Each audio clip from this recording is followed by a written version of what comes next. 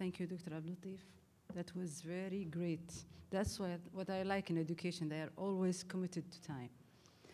And after all this crowd of men, we have Mrs. Nawal Khwaiter. Mrs. Nawal Khwaiter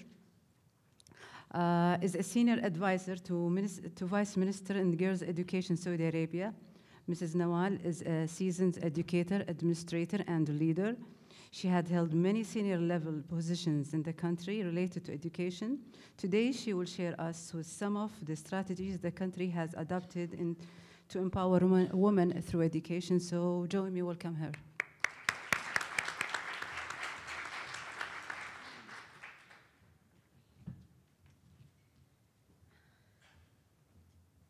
Thank you, dear Jinan. Bismillah ar-Rahman ar-Rahim. Wassalatu wassalam ala ashraf al-anbiya al-mursaleen. Your Highness, Excellencies, honorable guests, ladies and gentlemen, good afternoon. It's my pleasure, great pleasure indeed, to participate in this forum. I would like in the beginning of my talk to quote the words which inspired and shaped the vision for educational reform in our nation, the words of King Abdullah bin Abdulaziz.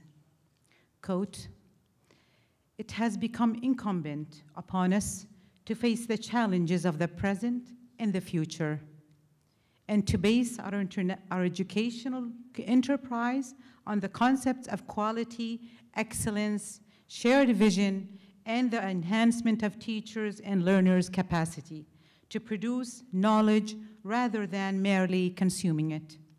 End of quote. Testimony to the spirit of reform. In 2009, King Abdullah bin Abdulaziz appointed Mrs. Noura Al-Faiz, the first female in his cabinet, to the critical position of educational vice minister. This was a historic event by national and regional standards. It created a precedent where gender equity has gained critical attention in decision-making, further strengthening the gains made by women in the first generation of education improvement efforts.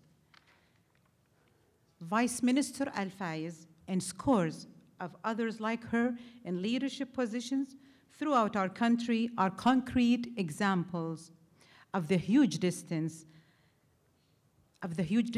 our country has traveled on its journey towards gender equity in many areas of social and economic life. Furthermore, King Abdullah recently announced that women will participate in the next parliament and municipal elections, a move that will open the political space for women and give them a voice in policy making. This is a breakthrough achievement for our country that both our men and women celebrate with pride. Ladies and gentlemen, since the establishment of our nation, our government has invested intensively in education, fully convinced that the single most sustainable source of our development is the intelligence, creativity, and innovation of all our youth, young girls and boys. Our country has been one of the first countries in the Middle East and North Africa region to achieve gender parity in education, demonstrating the commitment of our top leadership to an inclusive type of development that levels the field for both men and women. Our 9th development plan outlines very clearly the vision of our country to transform into a knowledge society, and identifies education as one of the most critical levers for building it. You have already heard my colleagues talk about the different aspects of our new education development strategy, and I wish to focus here on the issue of gender and education, and their critical importance for building an equitable knowledge society that taps into the creativity of all Saudis, irrespective of their gender. Our approach rests on multiple lines of actions. Please allow me to focus here on some that are critically important. The first line of action relates to leadership.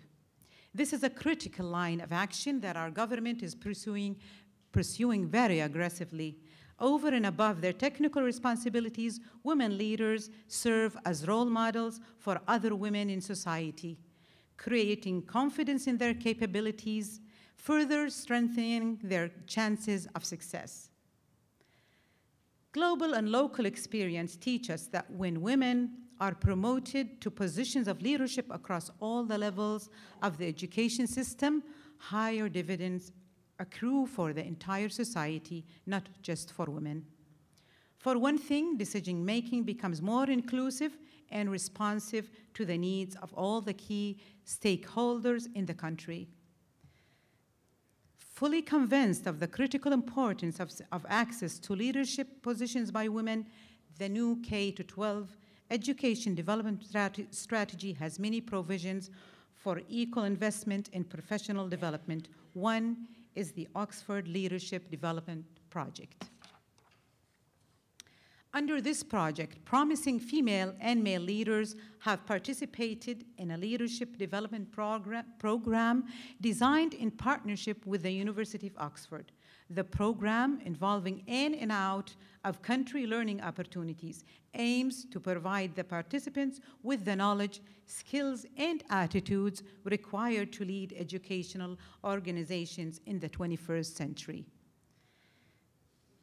Ladies and gentlemen, building technical capacity of female and male teachers is another critical line of action in the ministry's efforts to address the issue of gender in education.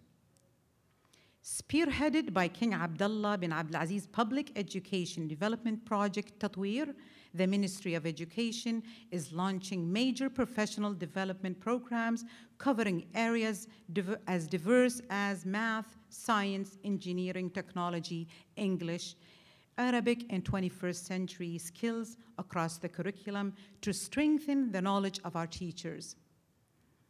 Collectively, these programs will provide them with the necessary capabilities to help our students cope with the rapid changes around them and to build marketable skills that will help them succeed in an increasingly globalized world.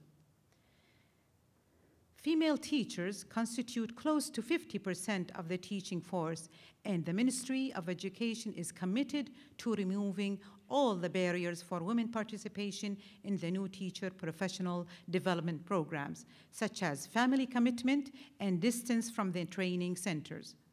One of the innovative solutions we are in the early stages of designing is the Virtual Professional Development Academy, which will provide 24/7 online training programs for all our teachers oblivious of their gender or geographic location. It will bring professional development programs to our women wherever they are, instead of having them travel to benefit from these programs.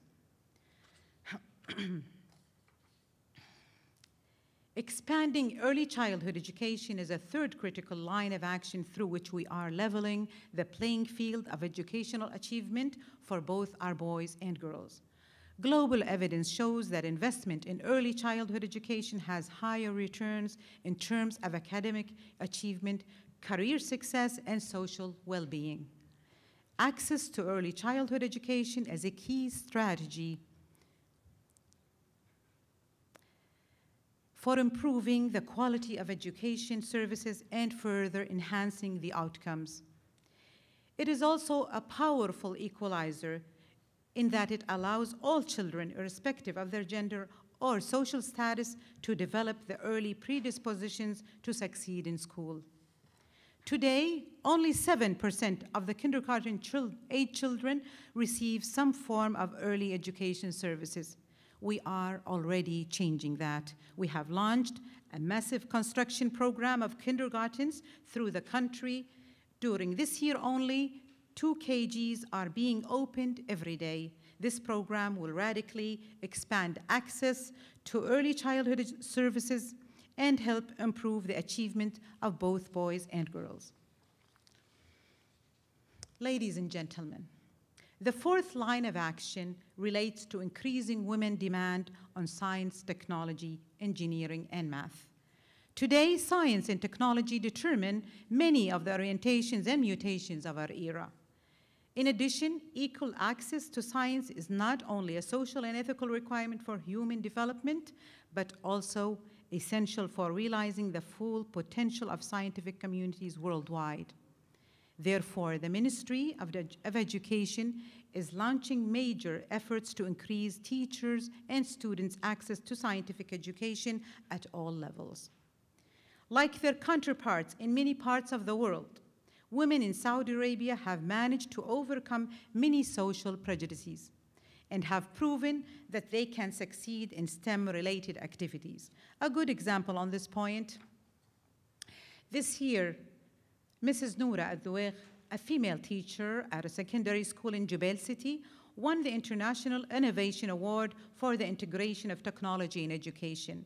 The competition was open to male and female teachers, and Ms. Noura proved how capable our female teachers are in using modern information and communication technologies to improve teaching and learning in our schools. Ladies and gentlemen, our current education improvement efforts, including our flagship K-12 education development strategy, have not been designed at the top and imposed on our teachers in the field. In fact, we have been working very closely with King Abdulaziz Center for National Dialogue, where we organized hundreds of workshops throughout the country, many of which specifically targeting women to express and share their perspectives about the current education system and their vision for its future. Through these workshops, Saudi women actively participated in drafting out the vision document and have contributed significantly to its current shape. Ladies and gentlemen, I'm confident that this inclusive and participatory process of designing education improvement efforts will not only strengthen ownership of these efforts by Saudi women and men, but also ensure their success. Thank you so much.